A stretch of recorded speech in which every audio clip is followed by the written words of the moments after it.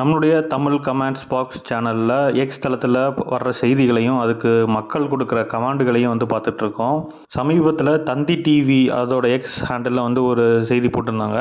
மத்திய அரசு ஒரு பைசா கூட வழங்கவில்லை, வெள்ள நிவாரணமாக மத்திய அரசு ஒரு பைசா கூட வழங்கவில்லை, அனைத்து நிவாரண உதவிகளும் மாநில அரசு நிதியிலிருந்தே வழங்கப்பட்டது அப்படின்னு முதல்வர் ஸ்டாலின் வந்து சொல்லியிருக்கிற மாதிரி ஒரு செய்தி போட்டுட்டு ஒரு இமேஜ் ஷேர் பண்ணியிருந்தாங்க.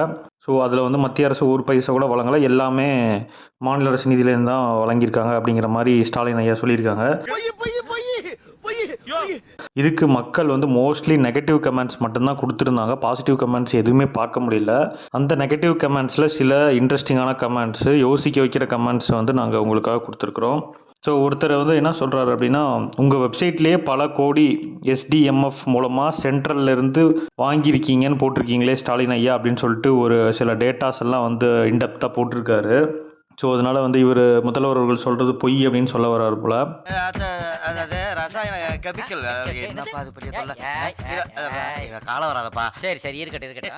ஒரு நெட்டிசன் என்ன போட்டிருக்காருன்னா, முதல்வர்களே வேறு எதையாவது பேசுங்க, கேட்டு கேட்டு புளிச்சு போச்சு அப்படின்னு சொல்லிட்டு அவர் முதல்வர் அவர்களை வந்து பார்த்து சொல்லியிருக்கிறாரு.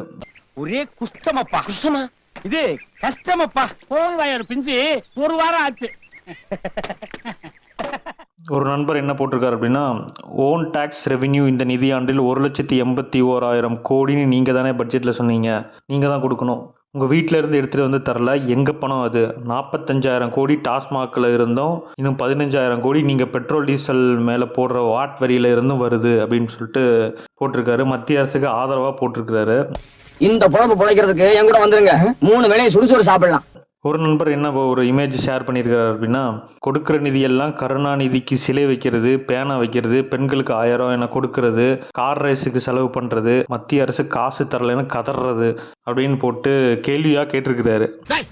அவன் யாரா உள்ள கை தட்டினவன்? நான் என்ன சர்க்கஸா கட்டினேன்? எங்க அவன்? யாரா அவன்? யாரா கை தட்டினது?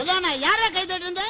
ஒரு நண்பர் என்ன போட்டிருக்காருன்னா, வெள்ளத்தால் பாதிக்கப்பட்ட மக்களை காப்பாற்ற முன்வரவில்லை முதல்வர், டெல்லியில் உட்கார்ந்து கொண்டு சமோசா சாப்பிட்டு கொண்டிருந்தார், மத்திய அரசு இராணுவத்தை அனுப்பி வெள்ளத்தால் பாதிக்கப்பட்ட மக்களை மீட்டு இருக்கிறது, மத்திய அரசு நேரடியாக வங்கி கணக்கில் உதவித்தொகை வழங்க வேண்டும் அப்படின்னு சொல்லிட்டு முதல்வர் அவர்களை கடுமையா சாடி இருக்கிறாரு. நம்மளும் கொஞ்சம் எல்லாம் மீறிட்டோம்ல.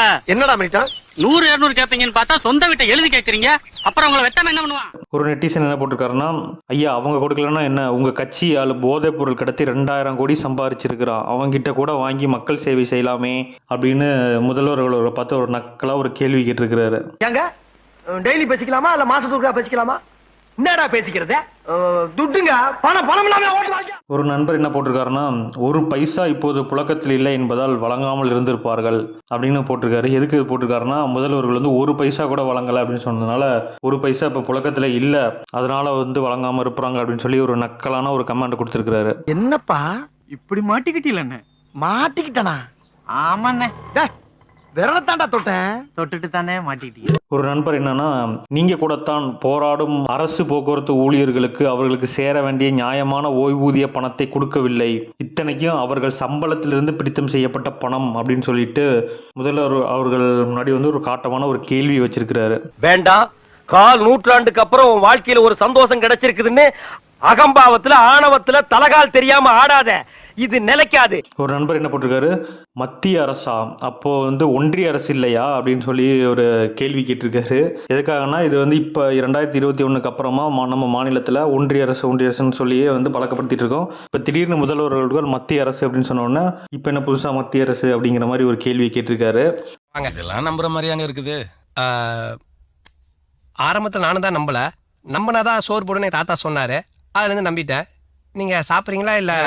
முதல்வர் அவர்கள் வந்து இந்த ஸ்டேட்மெண்ட், மத்திய அரசு நிதியை கொடுக்கவில்லை, ஒரு பைசா கூட கொடுக்கல அப்படிங்கிறத பற்றி நீங்கள் என்ன நினைக்கிறீங்க அப்படிங்கிறத நம்மளுடைய கமெண்ட் பாக்ஸில் கமெண்ட் பண்ணுங்கள். நம்மளுடைய வீடியோவுக்கு லைக் பண்ணுங்கள், வீடியோவை ஷேர் பண்ணுங்கள், அண்ட் நம்ம சேனலுக்கு சப்ஸ்கிரைப் பண்ணுங்கள். தேங்க்யூ.